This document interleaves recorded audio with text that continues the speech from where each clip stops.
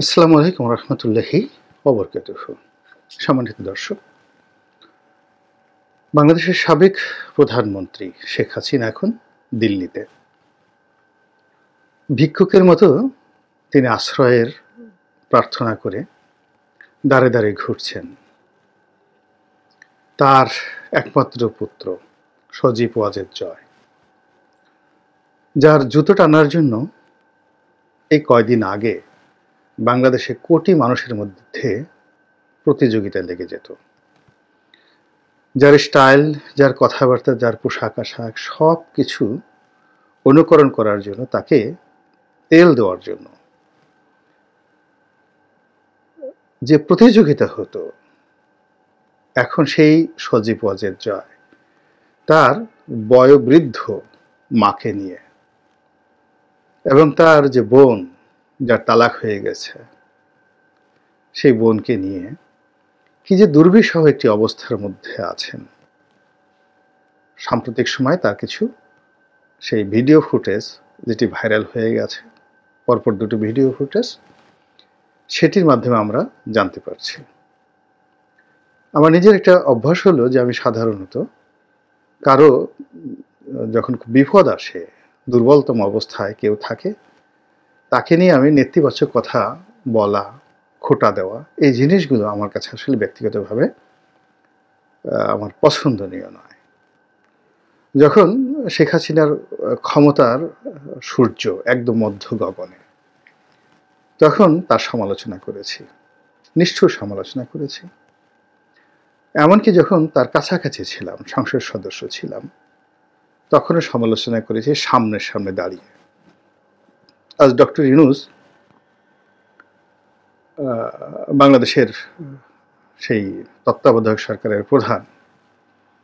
আমি 2012 সনে শেখ হাসিনাকে ব্যক্তিগতভাবে বলেছিলাম, অনেক মানুষের সামনে, একা একা নয়, একান্ত বৈঠকে তার রুমে, গণভবনে, যে আপা ডক্টর ইউনূসের বিষয়টা মিটমাট করে ফেলেন,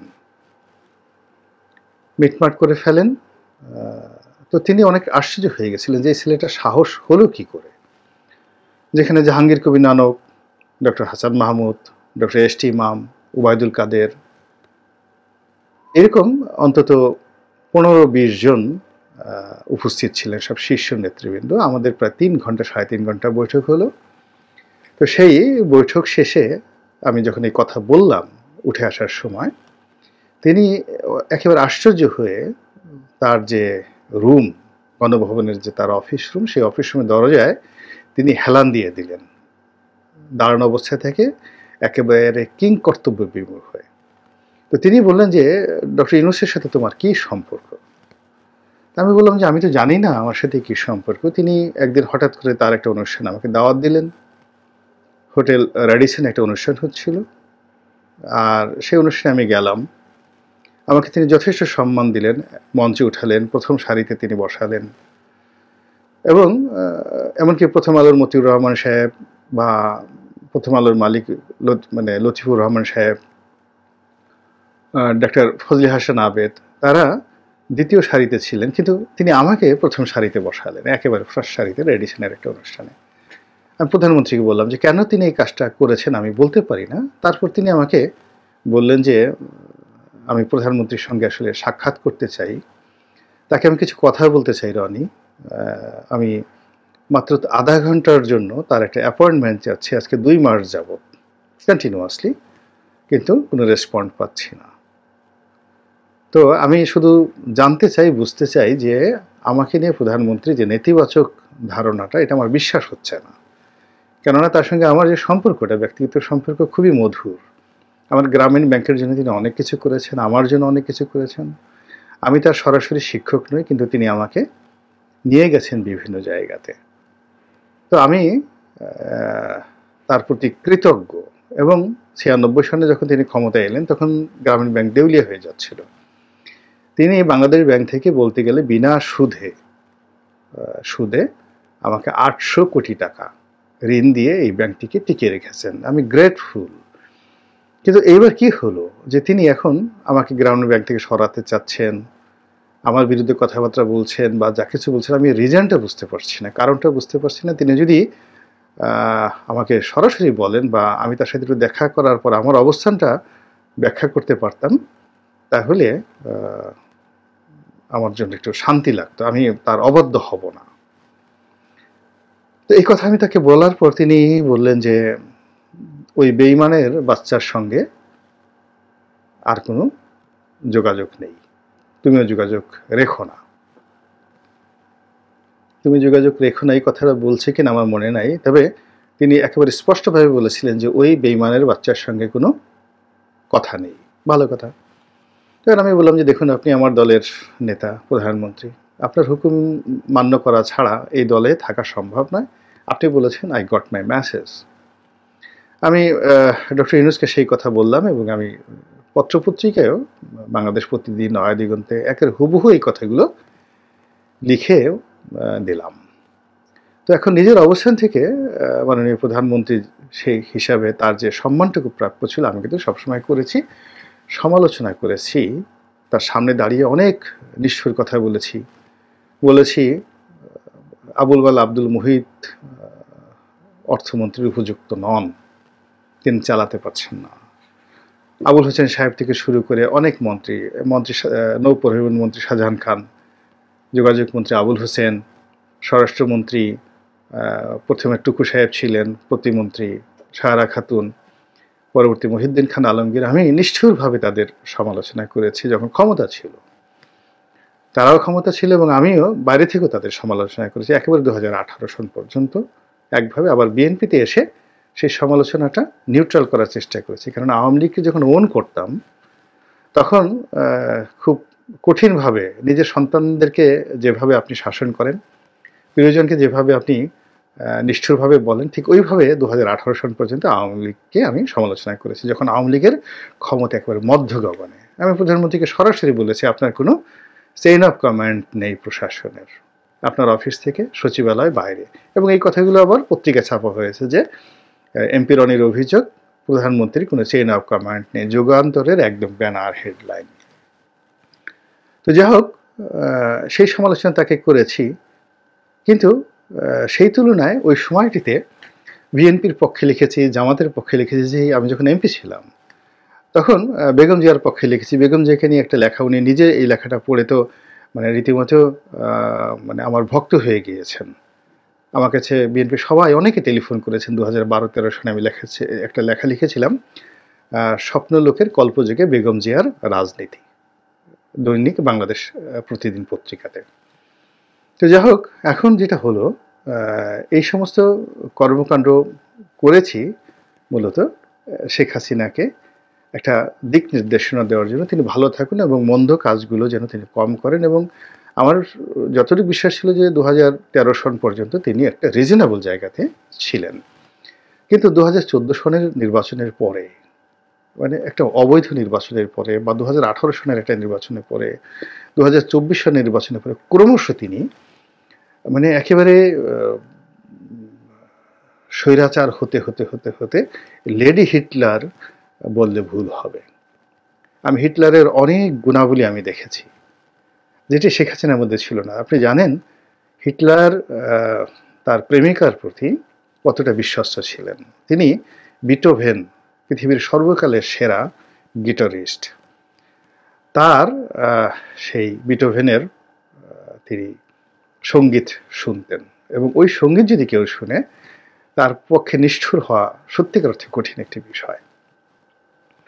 এবং জার্মান জাতিরা কিন্তু এখনও তাদের শ্রেষ্ঠ মানুষদের মধ্যে হিটলারকে মনে করে। আমরা যা বাইরে থেকে যেভাবে তাকে ভিলেন মনে করি, তারা কিন্তু সেভাবে মনে করে না। যেমন ফ্রাঙ্কো, স্পেনের ফ্রাঙ্কোকে আমরা ভিলেন মনে করি, কিন্তু স্পেনের লোকজন তাকে কিন্তু এখনও স্মরণ করে নায়ক হিসেবে।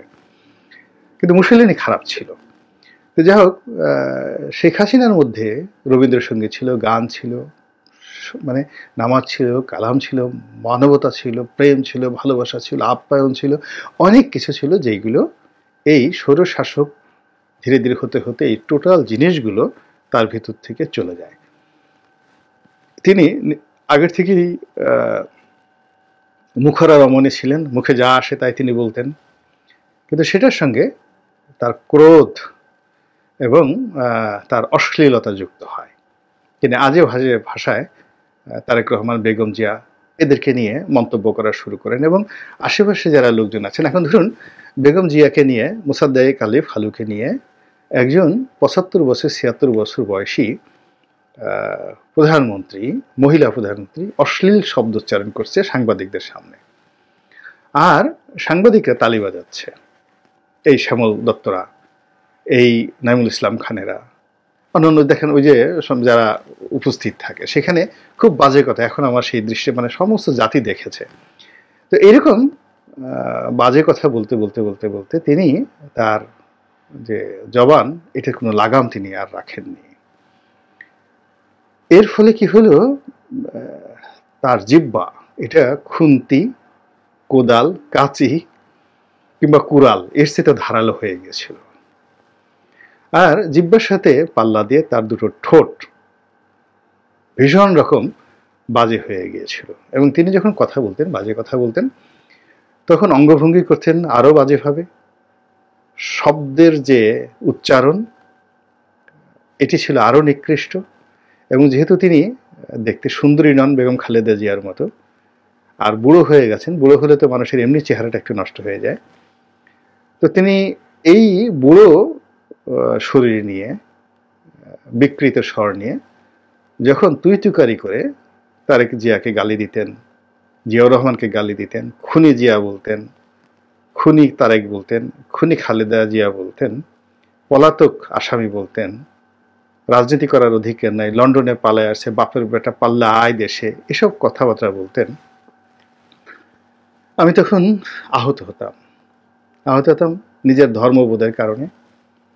এর কারণ হলো যে তোমারে বধিবে যে গোকুলে বাড়িছে সে, যে মানুষটিকে আপনি সবচেয়ে বেশি তাচ্ছিল্য করবেন, ও মানুষটির হাতে আপনার অপমান এবং অপদস্থ হতে হবে। এবং যে মানুষটিকে আপনি গুতাতে থাকবেন, খুঁচাতে থাকবেন, সেই মানুষটির করুণার কাছে আপনার যেতে হবে। এবং ডক্টর ইউনূস এবং বেগম শেখ হাসিনা, এই তাদের যে রসায়নটা সাম্প্রতিক সময় আসলো, এই যে নিয়তিটা, এটা কিন্তু আমি 2009-10 সনে বুঝতে পেরেছিলাম এবং শেখ হাসিনাকে সেইভাবে সতর্ক করেছিলাম। আফসোস তিনি শুনেননি। একইভাবে আমি বলিনি কখনো তারেক জিয়া সম্পর্কে, বেগম জিয়া সম্পর্কে, কিন্তু আমি লিখেছি। কিন্তু তিনি যেভাবে কথাবার্তা বলতেন, আমার কাছে মনে হচ্ছিল যে একইভাবে তারও সেই পরিণতি হতে হবে। তারেক জিয়া বাংলাদেশ থেকে পালিয়ে গেছেন, রাজনীতি করবেন না মুসলেখা দিয়ে গেছেন, ওর মাও খুনি, ওর বাপও খুনি, ও একটা খুনি, এই সমস্ত যে কথাগুলো তিনি বলেছেন বিভিন্ন সময়টিতে, এইগুলো এখন বুমেরাং হয়ে তার জীবনে কিভাবে এসেছে। এবং তিনি শেষের দিকে এসে নিজেকে মাদার অফ খুনি বলতেন। শেষের দিকে তার একান্ত কাছের যারা লোক আছে, এটি নিয়ে আমি আলাদা একটা ভিডিও তৈরি করব। একজন তার খুব ঘনিষ্ঠ সংসদ সদস্য, মানে একদিন খুব হৃদয় বিদারক একটা কাহিনী তিনি আমাকে বলছিলেন, যে শেখ হাসিনা নিজের মুখে বললেন যে তিনি এখন মাদার অফ খুনি। তো যাই হোক, এখন এই যে তারেক জিয়া, বেগম জিয়া, তাদেরকে নিয়ে যে তুচ্ছ এবং তাচ্ছিল্য তিনি করেছেন, সেই জিনিসগুলো এখন নিয়তি তাকে দিয়ে দিল।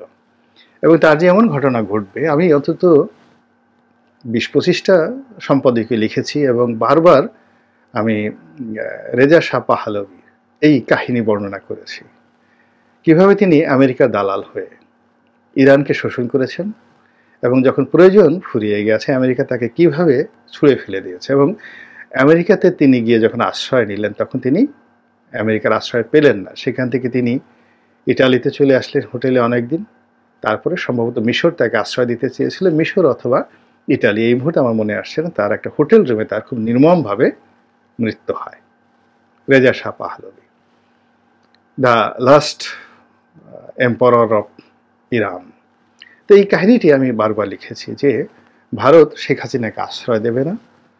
এবং এখন যেভাবে পত্রপত্রিকা আসছে যে ভারত আশ্রয় দিতে রাজি না, অল্প কিছুদিন তাকে সেখানে থাকতে দিচ্ছে, বিকল্প তিনি যেন অন্য কোনো দেশে যেতে পারেন। তার ছেলে সন্তান থেকে শুরু করে অন্য সবাই সেই বক্তব্য দিচ্ছেন।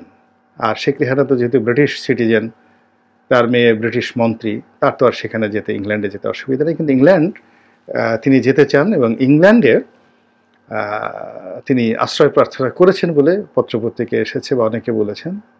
তো ইংল্যান্ড জানিয়ে দিয়েছে যে এত দ্রুত তাদের পক্ষে সিদ্ধান্ত দেওয়া সম্ভব নয়, তাদেরকে অপেক্ষা করতে হবে। এর কারণ হলো সেখানে নতুন সরকার এসছে।